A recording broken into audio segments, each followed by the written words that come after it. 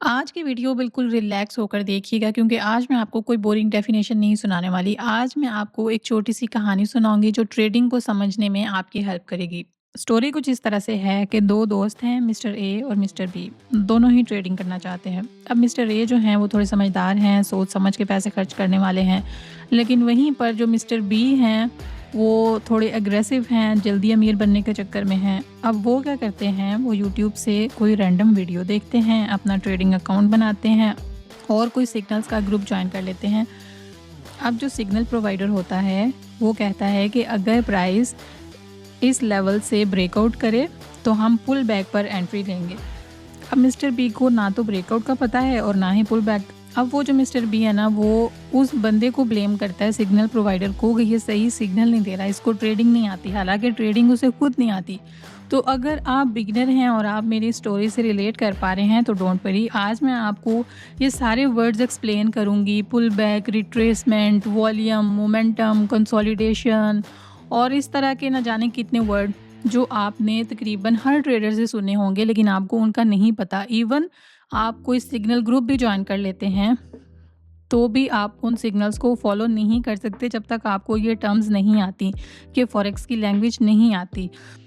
तो चलिए सीखते हैं। और अगर आप चैनल पर न्यू हैं और आपने अभी तक हमारे चैनल को सब्सक्राइब नहीं किया तो जल्दी से जाएं, चैनल सब्सक्राइब करें, बेल आइकन भी क्लिक करें ताकि आप आने वाली वीडियोस भी मिस ना कर सकें। अगर आप सीरियस हैं फॉरेक्स ट्रेडिंग को सीखने के लिए, इससे प्रॉफिट बनाने के लिए, वरना तुक्केबाजी में लगे रहेंगे तो आप एक दिन 2 दिन प्रॉफिट बना भी लेंगे, एट दी एंड आपने अपना सारा जो प्रॉफिट है वो मार्केट को ही देना है। अगर मार्केट से पैसा निकालना है, अपनी पॉकेट में डालना है, तो पिप्स क्लब को लाजमी फॉलो करें। अच्छा जी, स्टार्ट करते हैं अप ट्रेंड से, क्योंकि गोल्ड जो है वो इस टाइम फुली अप ट्रेंड में है। तो हम अप ट्रेंड से ही स्टार्ट करते हैं। अप ट्रेंड क्या होता है कि जब मार्केट नीचे से ऊपर की तरफ जा रही होती है तो उसको हम बोलते हैं कि मार्केट बुलिश ट्रेंड में है या फिर अप ट्रेंड में है। अब मार्केट जब भी ऊपर जाते हुए कोई नया हाई लगाती है तो वो पिछले वाले हाई से ऊपर अपना हाई लगाती है। जैसे यहाँ पर देखें, मार्केट इस तरह से, इस तरह से, इस तरह से, फिर ये मार्केट जो है वो पहले उसने ये हाई लगाया, ये हाई लगाया, अब ये हाई लगाया। पिछला वाला जो उसका हाई था वो अगला हाई जब लगाती है तो उस वाले हाई से, पिछले वाले हाई से ऊपर लगाती है। इसको बोलते हैं अप ट्रेंड या फिर बोलते हैं बुलिश ट्रेंड। तो जब भी आप मार्केट को इस तरह से अप ट्रेंड में देखोगे या इस तरह से, तो आपने क्या करना है, आपने हमेशा बाय की ही एंट्री फाइंड करनी है। आपने सेल की ट्रेड नहीं लेनी कि मार्केट थोड़ा नीचे आ रही है तो हम सेल कर लें, सेल की ट्रेड नहीं लेनी। अगर ट्रेंड ओवरऑल बुलिश है तो आपने बाय की एंट्रीज को ही फाइंड करना है। अब इसी के ऑपोजिट होता है डाउन ट्रेंड या बेरिश ट्रेंड। जब मार्केट ऊपर से नीचे गिर रही होती है तो उसको हम बोलते हैं कि मार्केट डाउन ट्रेंड पे है। गोल्ड अभी क्योंकि बहुत स्ट्रांगली बुलिश हुआ है तो इस चार्ट में तो कुछ ऐसा मिल नहीं रहा। ये देखें, यहाँ पर देखें, मार्केट ने पहले ये हाई लगाया, फिर ये, फिर ये, फिर ये और फिर ये। अब मार्केट क्या कर रही है, जो उसका पिछला हाई है, जब वो अगला हाई लगाती है तो पहले वाले हाई से नीचे लगाती है। पहले मार्केट का ये हाई था, फिर वो नीचे आई, फिर उसने हाई ये लगाया, लेकिन इस वाले हाई से नीचे, फिर नीचे गिरी, थोड़ा ऊपर उठी, फिर उसने हाई लगाया तो फिर नीचे गिर गई। अब जो उसने हाई लगाया वो ये है और पहले वाले हाई से नीचे। अब ये क्या कर रही है, लोअर हाई बना रही है। तो इसको हम बोलते हैं कि मार्केट अपने डाउन ट्रेंड में है या नीचे गिर रही है, बेरिश ट्रेंड में है।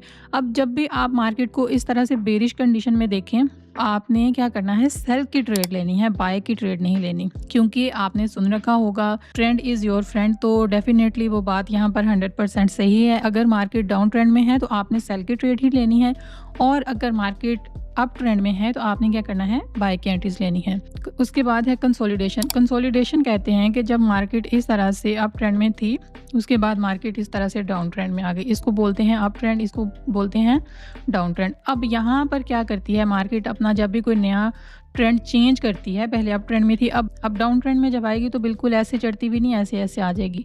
पहले मार्केट एक रेंज बनाएगी इस तरह से, इसको हम बोलते हैं कि मार्केट जो है वो रेंज में है या फिर मार्केट कंसोलिडेट करिए। जैसे यहाँ पर देखें, हम यहाँ पर एक जोन ड्रॉ करते हैं, ये देखें। अब मार्केट क्या कर रही है, मार्केट बार बार ऊपर नीचे, ऊपर नीचे, ऊपर नीचे, ऊपर नीचे, बस इसी जगह में, या ना तो इस लेवल से नीचे आ पा रही है और ना ही इसे ऊपर जा पा रही है। तो इसको हम बोलते हैं कि मार्केट कंसोलिडेशन फेज में है या मार्केट रेंज बाउंड है, ना तो ऊपर जा रही है और ना ही नीचे। अब ऐसी कंडीशन में आपको क्या करना चाहिए, आपको वेट करना चाहिए किसका, ब्रेकआउट का। ब्रेकआउट कहते हैं कि अब मार्केट ने जैसे यहाँ पर देखें तो इसको एक रेंज में है ना मार्केट, ऊपर नीचे इसी जगह पे, ना इसे ऊपर जा रही है ना नीचे आ रही है। अब जब मार्केट ने इसको ब्रेक किया है अप साइड की तरफ, अगर मार्केट इसको डाउन साइड की तरफ ब्रेकआउट करती तो हम बोलते कि मार्केट ने उसने नीचे की तरफ ब्रेकआउट दिया है, लेकिन अब यहाँ पर मार्केट ने अप साइड का ब्रेकआउट दिया है। तो अब हम क्या करेंगे, बाय की एंट्री देखेंगे, सेल की एंट्री नहीं देखेंगे। इसको बोलते हैं ब्रेकआउट। जैसे मार्केट अब यहाँ पर बिल्कुल सीधी चल रही है ऊपर नीचे छोटी सी रेंज में, इसी तरह अप ट्रेंड में भी सम टाइम मार्केट चल रही होती है इस तरह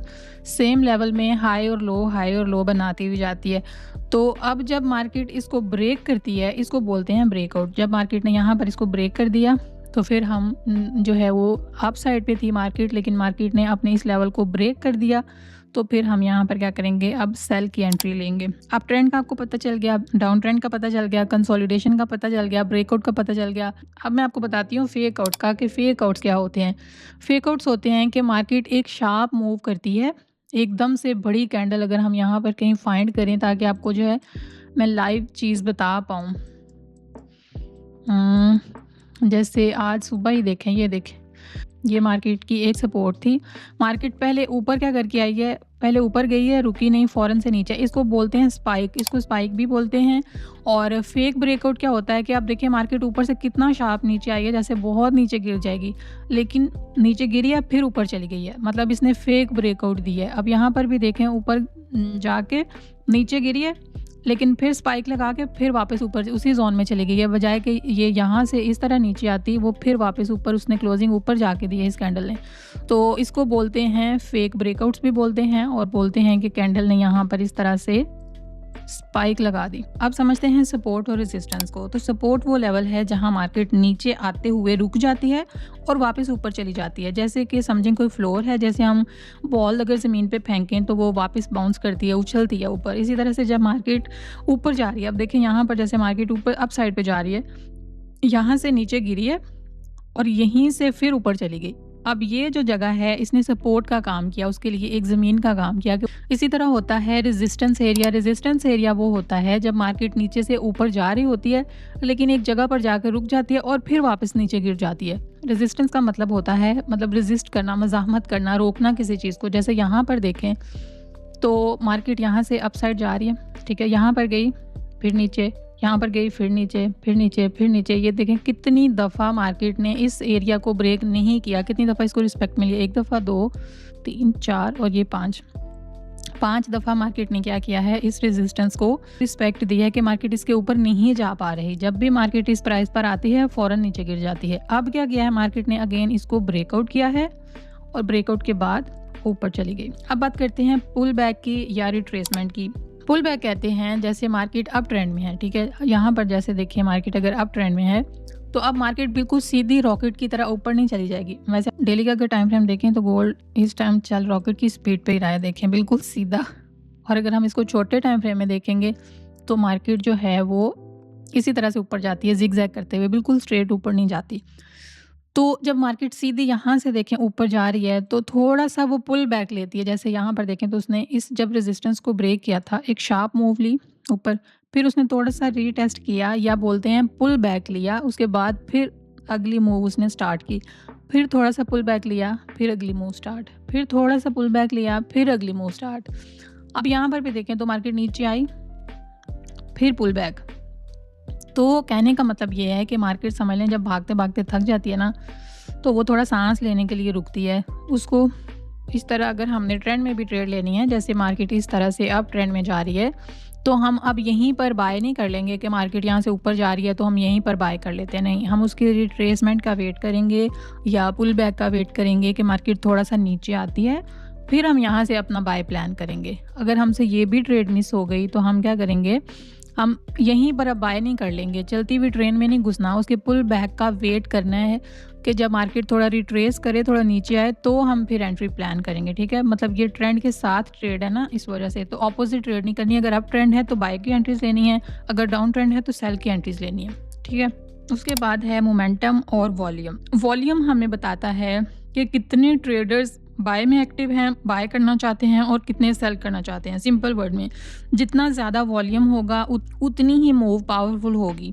मतलब अगर प्राइस किसी लेवल को ब्रेक करती है और वॉल्यूम भी उसको सपोर्ट कर रहा है, वॉल्यूम भी बहुत ज़्यादा है, तो आपका जो ब्रेकआउट है वो कंफर्म है। अगर आप देखते हो कि मार्केट ने एक बड़ी कैंडल तो बना दी लेकिन नीचे वॉल्यूम ही नहीं है, तो ऐसी सिचुएशन में अक्सर क्या होता है, ऐसी सिचुएशन में अक्सर फेक आउट्स होते हैं। और मोमेंटम का मतलब होता है मार्केट की स्पीड। अगर मार्केट तेज़ी से एक डायरेक्शन में मूव कर रही है तो हम बोलते हैं कि मार्केट का जो मोमेंटम है वो बहुत स्ट्रॉन्ग है। स्ट्रॉन्ग मोमेंटम वाली जो ट्रेड्स होती हैं ना, उसमें प्रॉफिट के चांसेस ज़्यादा होते हैं। अब थोड़ी सी मनी टॉक हो जाए, जैसे कि lot size, stop loss, break even, ये सारी चीज़ें क्या होती हैं। तो सबसे पहले हम बात करते हैं लॉट साइज़ की। तो आपने अक्सर देखा होगा कि कितनी लॉट के साथ ट्रेड लेनी है।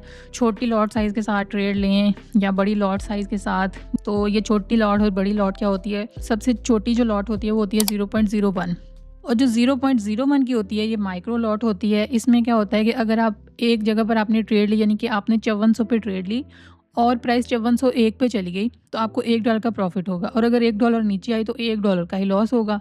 और अगर आपने 0.10 की लॉट लगा ली है तो उसे कहते हैं मिनी लॉट। उसमें क्या होगा कि $1 की मूव पे अगर गोल्ड अभी 5400 पे है और 5401 पे चला जाता है तो आपको $10 का प्रॉफिट होगा। और अगर $1 नीचे आ जाता है तो $10 का ही लॉस होगा। उसके बाद होती है one standard lot. One standard lot में क्या होता है कि आपने अगर 5400 पे ट्रेड लगाई और मार्केट 5401 पे चली गई तो आपको $100 का प्रॉफिट होगा और $100 का ही लॉस भी होगा अगर $1 नीचे आ गए। तो ये बहुत रिस्की होता है। हमेशा आपने अपने अकाउंट बैलेंस के हिसाब से ही लॉट साइज सेलेक्ट करना होता है। कितना आपके लिए सेव। अब ये ना हो कि आपने $100 का आपका अकाउंट है और आप उसमें मिनी लॉट लगा के, मतलब 0.10 की लॉट लगा के आप बैठे हो, $10 मूव करे और $100 आपका ख़त्म हो जाए। तो इसलिए अपने अकाउंट साइज़ के हिसाब से आपने जो है वो ट्रेड लेनी है। और अगर आपको नहीं पता कि आपको अपनी इक्विटी के हिसाब से कितने लॉट के साथ ट्रेड करनी चाहिए, तो उसके लिए सिंपल सा हल ये है कि आप डिस्क्रिप्शन बॉक्स में हमारी ऐप का लिंक है, आप उसको अपने पास डाउनलोड करें। आपको हमारी ऐप में कैलकुलेटर मिल जाता है। वहाँ पर आपने क्या करना होता है, अपनी इक्विटी डालनी होती है और अपना रिस्क रिवॉर्ड रेशो बताना होता है, स्टॉप लॉस, टेक प्रॉफिट कितना रखना चाहते हैं आप। तो वो फिर आपको कैलकुलेट करके ना एग्जैक्ट लॉट साइज़ बता देता है कि आपको इतने लॉट के साथ ट्रेड करनी चाहिए सेफली। और अगर आप उसमें प्रीमियम एक्सेस चाहते हैं हमारी ऐप में, जहाँ पर आपको पूरी गाइडेंस भी मिलती है, आप डिफरेंट ट्रेडर्स के साथ लाइव चैट कर सकते हो, हमारे साथ लाइव चैट कर सकते हो। उसके लिए भी क्या करना है, डिस्क्रिप्शन बॉक्स में लिंक है हमारे रिकमेंडेड ब्रोकर का, उसके साथ आपने बस अपना अकाउंट बनाना है और आपको ऑटोमेटिकली हमारे जो ऐप है उसमें प्रीमियम एक्सेस मिल जाएगी। तो फिर आप ये सारी चीज़ें अवेल कर सकते हो। अच्छा, अब मैं आपको बताती हूँ लॉट साइज़ मैंने आपको बता दिया। अब टीपी और एसएल। टीपी होता है टेक प्रॉफिट, यानी वो पॉइंट जहाँ हम अपना मुनाफा लेकर, अपना प्रॉफिट लेकर मार्केट से निकल जाते हैं। और एसएल होता है स्टॉप लॉस। ये वो हमारा बॉडीगार्ड होता है जो अगर मार्केट हमारे अगेंस्ट चली जाती है तो हमें बचा देता है। मतलब हम सरेंडर कर देते हैं कि भाई ये हमारे पास अभी जो कुछ है ये ले लो और हमें ज़िंदा रहने दो, ताकि हम दोबारा भी मार्केट में ट्रेड कर सकें। अगर हम सरेंडर नहीं करेंगे, स्टॉप लॉस नहीं लगाएंगे, तो मार्केट जो है वो आपको किल करके ही जाएगी, आपका अकाउंट खा जाएगी, वो बिल्कुल खा जाएगी। और अब मैं आपको बताती हूँ ब्रेक इवन का। ब्रेक इवन कहते हैं जब ट्रेड आपकी प्रॉफिट में चली गई तो आपने अपने स्टॉप लॉस को उठाकर अपने एंट्री पॉइंट पर रख दिया, वेरी सिंपल। और अगर मार्केट वापस आ भी जाती है तो आपका कम से कम नुकसान नहीं होगा, ज़ीरो लॉस होगा आपका। इसे कहते हैं फ्री ट्रेड। जैसे मैं आपको एग्जांपल एक लगा के भी दिखा देती हूँ, पीएनएल। जैसे यहाँ पर देखिए, हमने फॉर एग्जांपल यहाँ पर हमने ट्रेड ली और ये हमारा एसएल रहा और ये हमारा टेक प्रॉफिट। अब हम क्या करेंगे, जैसे ही हमारी ट्रेड थोड़ा प्रॉफिट में चलने लग जाएगी, हम अपने स्टॉप लॉस को उठाएंगे और अपनी एंट्री पॉइंट पर रख देंगे, बस। ये होता है ब्रेक इवन। तो ये वो सारी टर्म्स हैं जो आपको एक गैम्बलर से प्रोफेशनल ट्रेडर बनाती हैं। इन्हें बार बार सुनें, चार्ट पर प्रैक्टिस करें। और अगर आपको वीडियो पसंद आई है तो इसको लाइक करें। और हमारे ग्रुप में शामिल होने के लिए हमारे व्हाट्सएप चैनल का भी लिंक नीचे डिस्क्रिप्शन बॉक्स में दिया गया है, कॉमेंट में भी पिन है। अगर आपने ज्वाइन नहीं किया तो लाजमी हमें ज्वाइन करें। फिर मिलेंगे पिप्स क्लब में एक और नई वीडियो के साथ। तब तक के लिए अल्लाह हाफिज़।